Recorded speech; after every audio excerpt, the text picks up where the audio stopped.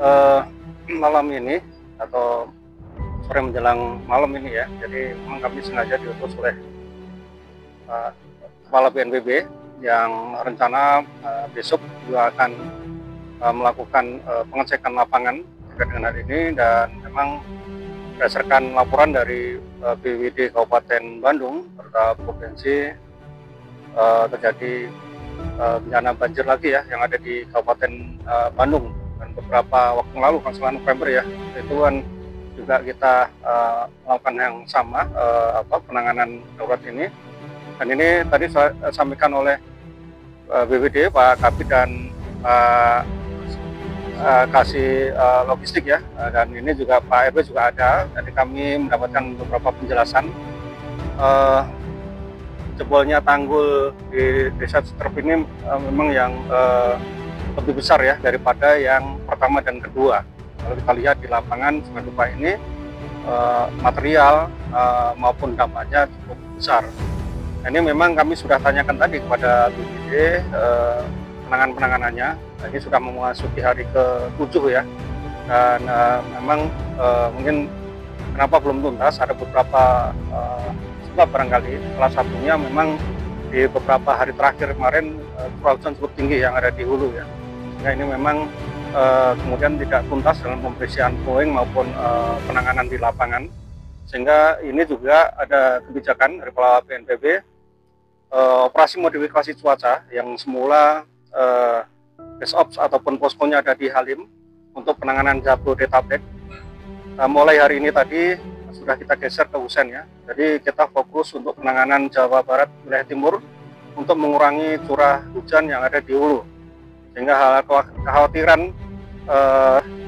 untuk kesusahan ataupun hambatan dalam penanganan di lapangan paling tidak bisa direduksi dengan adanya kestabilan dari curah hujan ini. Sehingga dengan curah hujan nanti cukup stabil di wilayah ini, nanti upaya-upaya pembersihan penanganan darurat di lapangan mungkin akan lebih bisa dipercepat.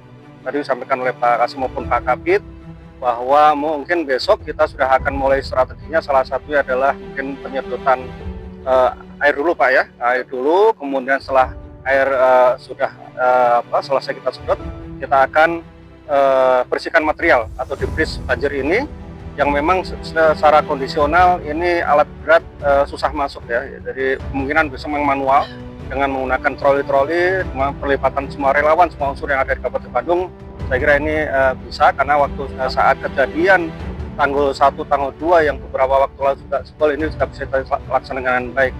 Kemudian terkait dengan hal yang tidak kalah penting adalah tentu pelayanan dasar korban terdampak ya atau pengungsi. Tadi Pak RW sampaikan 330 Pak ya di KK yang ada di SMP 1 Dayakolot. Ini nanti kita bersama-sama dengan Pemda kita akan tentu akan fasilitasi kebutuhan dasarnya, dan juga karena ini sekolahan, karena yang memang layak jadi tempat pengungsian sementara sekolahan karena terkait dengan kondisi wilayah, tentu ini kita juga harapkan nanti tidak mengganggu kegiatan belajar mengajar, dan ini sudah diatur oleh pemerintah daerah Kabupaten Bandung. Pembersihan material yang ada di sekolah pun sudah kita lakukan ya. Mungkin besok sudah akan bisa digunakan untuk ujian siswa, tetapi pengungsi pun juga bisa kita akomodir untuk di beberapa ruangan yang tidak mengganggu kegiatan belajar mengajar. Demikian. Jadi ini memang penanganan banjir di wilayah katalah sekitar atau sungai ya, aliran sungai ini memang banyak sekali yang terjadi. Ini nanti mungkin kami akan diskusikan besok.